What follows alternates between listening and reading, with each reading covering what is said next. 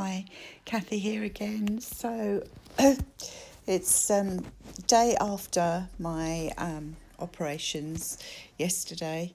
My throat is feeling a little bit sore from the tube, and I've got a bit of a cough from the anaesthetic. But apart from that, the throat is okay. I'm feeling pretty sore and uncomfortable, but I've got painkillers, so we'll just deal with the pain as and when. So yesterday I arrived at the hospital at 7:30. I unfortunately didn't go down for my operation until 1:30, and then recovery, etc., and picking up drugs to come home. I didn't actually leave the hospital until 6:45 last night, so it was a very long day.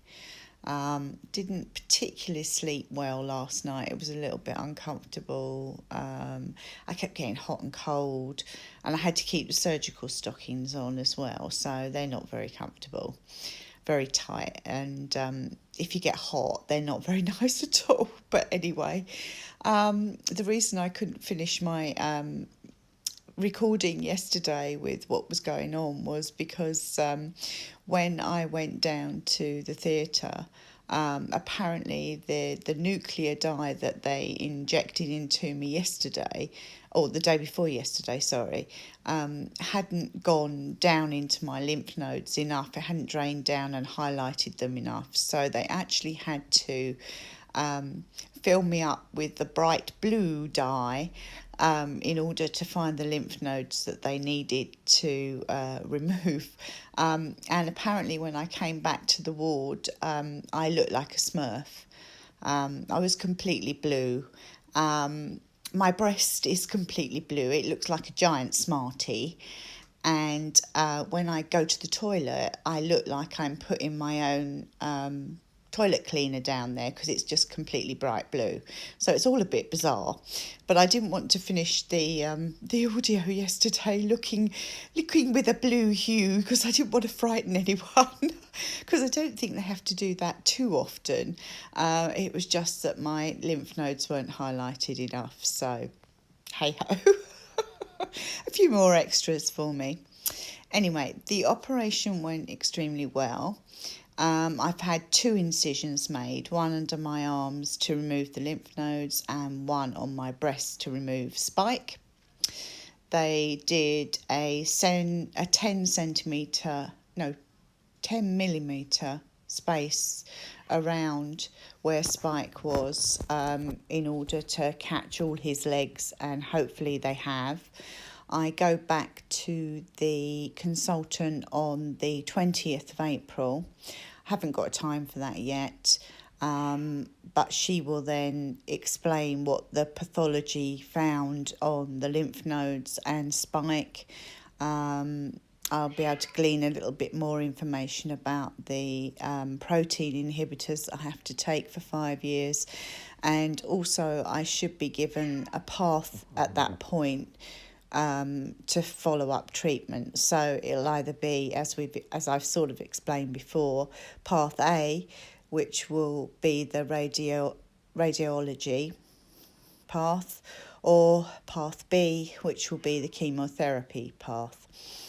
Once again, I'm hoping it's going to be path A, keeping my fingers crossed, but who knows.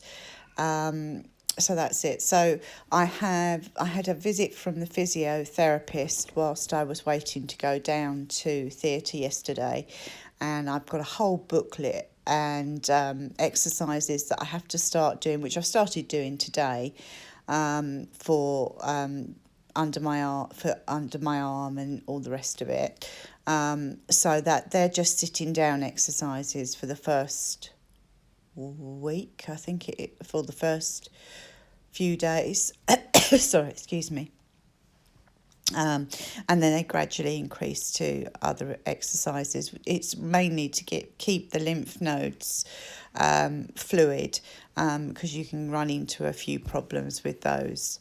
I've got my Macmillan hotline number that I can call at any point if I run into any problems or I think there's anything unusual going on. And yeah, just got to take it easy, not lift anything heavy, not even a kettle. So not the pets. Yeah, no cooking or anything for a while, but I did pre-cook everything before I went into hospital. So my daughter and my other half will be fine. They won't starve.